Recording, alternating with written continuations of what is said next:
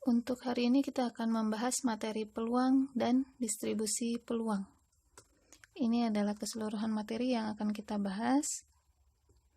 Kita akan memulai dengan konsep peluang atau dikenal juga dengan probabilitas.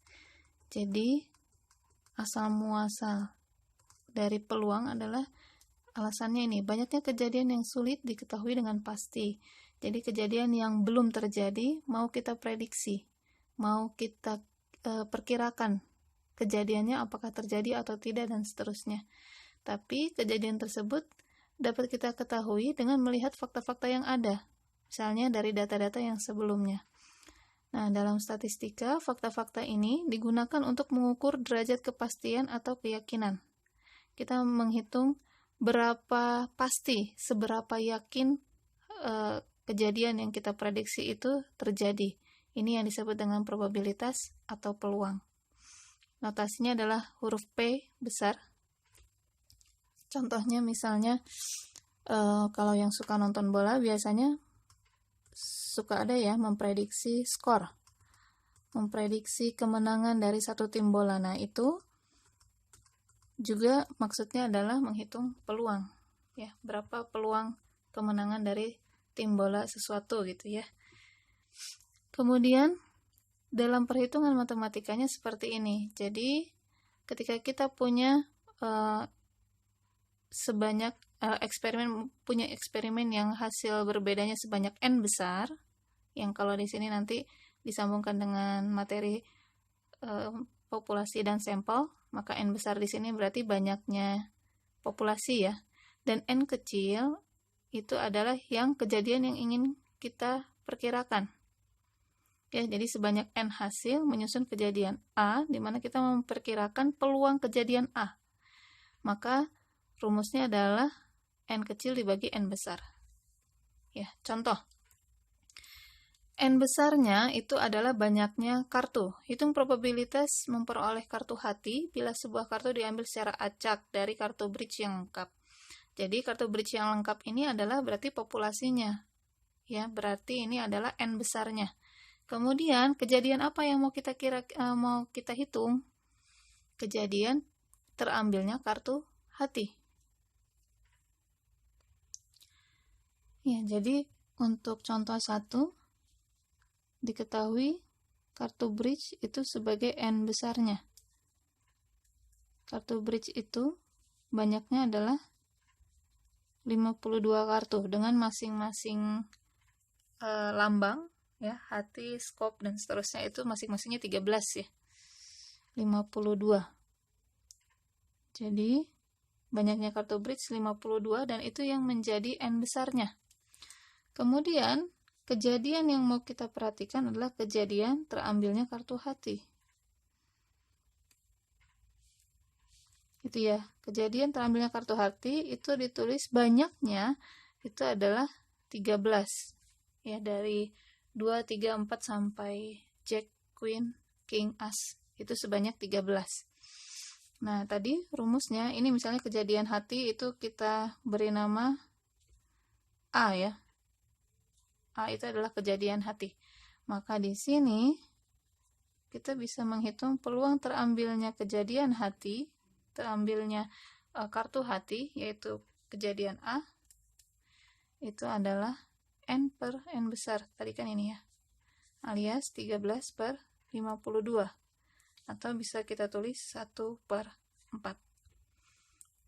Maka peluangnya adalah 1/4, atau bisa kita tulis juga dia sebagai 25%. Boleh juga ditulis sebagai 0,25. Bebas ya penulisannya, mau pecahan, mau persen, mau desimal.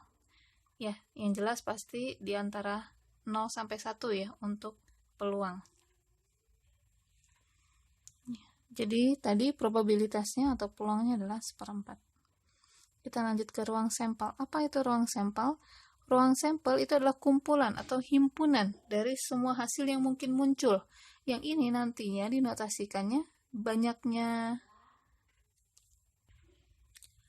seluruh kemungkinan itu dikumpulkan dalam ruang sampel. Kalau seperti contoh yang pertama tadi, berarti ruang sampelnya adalah banyaknya kartu bridge ya. Jadi semua kemungkinan yang muncul, semua kemungkinan yang terjadi itu kita masukkan ke dalam ruang sampel. Kemudian ruang sampel dinotasikan dengan S, anggota-anggotanya disebut dengan titik sampel. Jadi ini yang kotak ini adalah ruang sampel. Kemudian ada yang disebut dengan kejadian. Tadi ya, kalau contoh yang tadi adalah kejadian A, kejadian A itu terambilnya kartu hati. Nah, itu adalah kejadian yang maksudnya adalah hasil yang muncul yang mau kita jadikan eksperimen, yang mau kita perhatikan. Kejadian biasanya dinotasikan dengan huruf A dan anggota-anggotanya juga disebut titik sampel. Jadi, ini ya, yang kotak ini adalah ruang sampel, dan notasinya adalah S. Dia kalau dalam bentuk himpunan, itu adalah ruang semestanya, himpunan semestanya, universalnya ya. Kemudian A ini adalah satu himpunan yang ada di dalam ruang semesta itu, yaitu kejadian A. Ya, contohnya ini. Misalnya kita melemparkan uang logam sebanyak 3 kali. Maka ruang sampelnya semua kemungkinan kita tulis. Dengan misalnya notasi G ini adalah untuk gambar, A itu adalah untuk angka. Jadi bisa kalau tiga-tiganya muncul gambar, atau muncul gambarnya hanya 2 kali, ya, 2 kali gambar-gambar angka, bisa angkanya di yang terakhir, lemparan terakhir, lemparan yang kedua atau lemparan yang pertama, yang jelas munculnya gambar 2 kali. Bisa juga yang muncul angkanya yang 2 kali. Entah itu ini gambar angka-angka, angka gambar angka gambar gitu, atau seluruhnya angka. Jadi semua kemungkinan ini kita tulis di sini. Sedangkan yang ditanyakan apa? Misalnya ini adalah ruang sampel. Ini semua kemungkinan. Kemudian yang ditanyakan, jika hanya memperhatikan kemunculan sisi gambar. Kemunculan sisi gambar berarti nilai numeriknya bisa saja sisi gambarnya yang muncul 0 alias tidak ada sama sekali. Kemudian bisa 1, berarti muncul gambarnya, sisi gambarnya 1 kali, bisa 2 kali sisi gambar, bisa 3 kali sisi gambar. Gitu ya. Misalnya kita memperhatikan sisi gambar. Kemudian misalkan X-nya, nah ini kejadian X adalah variabel acak yang bernilai 2. Jadi maksudnya ini kemunculan sisi gambarnya bernilai 2. Ya. Ini ya, berarti ketika muncul sisi gambar 2 kali, ini kita kumpulkan taruh sini. Maka peluangnya bagaimana? Ya, ini ya, tadi ruang sampel dari 3 kali lempar. Banyaknya ruang sampel itu bisa dihitung dengan menggunakan ilmu kombinatorial yang sudah kalian pelajari di matematika diskrit ya, seperti permutasi, kombinasi, kaidah dasar menghitung, dan seterusnya.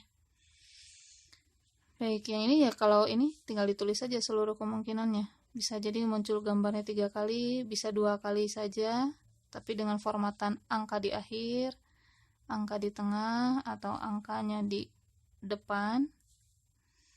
Kemudian bisa juga yang angkanya yang 2 kali ya, angka 2 kali dengan gambar di akhir, gambar di tengah, atau gambar di depan. Nah, seperti ini. Tidak masalah mengenai urutannya. Terakhir adalah ketika muncul angka semua. Kemudian yang mau kita perhatikan adalah kejadian muncul gambar 2 kali.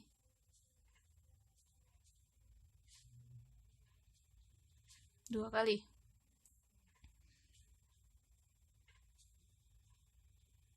Nah, berarti di sini N-nya itu adalah banyaknya S ini ya. N besarnya. N besarnya berarti banyaknya elemen di sini, yaitu ada 8. Sedangkan kejadian muncul gambar 2 kali, ini perlu kita terjemahkan dulu. Muncul gambar 2 kali itu apa saja? Misalnya dia disebut kejadian E ya, agar tidak sama-sama dengan A ini di atas. Ya, E-nya berarti muncul gambar 2 kali, ada gambar-gambar angka, gambar angka gambar,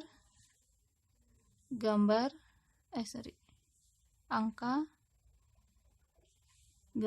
gambar. Nah, ini kan semuanya gambarnya 2 kali ya. Alias kita punya ini berarti kejadian yang mau kita perhatikan yang ini. Berarti N sama dengan 3. Sehingga peluang kejadian A atau muncul gambar 2 kali itu adalah 3/8. Begitu. Nah, ruang sampel ini terbagi menjadi 2. Ada ruang sampel diskrit, ada ruang sampel kontinu. Tergantung dia variabel acaknya apa nih, si objek penelitiannya apa. Kalau yang diskrit itu berarti objeknya itu nanti mengandung titik sampel sebanyak bilangan cacah, alias 0, 1, 2, 3 gitu ya, bilangan bulat, tapi tidak termasuk yang negatif, atau bilangan asli lah ya. Nah, contohnya ini, kalau ini pelemparan 2 uang logam. Kalau yang tadi contoh itu kan 3 kali ya, pelemparan 3 kali uang logam. Nah, kalau yang kontinu itu dalam bentuk pengukuran. Jadi kalau diskrit itu banyaknya, berapa banyak, sedangkan kalau kontinu itu hasil pengukuran. Ruang sampelnya itu dia akan mengandung titik sampel sebanyak titik pada sebuah garis, alias kontinu. Ya, sama seperti kita kemarin mempelajari data, jenis data ya, yang kuantitatif, ada yang diskrit, ada yang kontinu. Kurang lebih begitu. Nah, ini biasanya pengukuran ya. Jarak yang ditempuh sebuah mobil ini 0 sampai 30 km. Nggak mungkin kita list satu-satu kan. Jadi dia bisa dalam bentuk rentang. Itu ya, untuk yang kontinu. Ya, nanti perhitungannya jelas berbeda.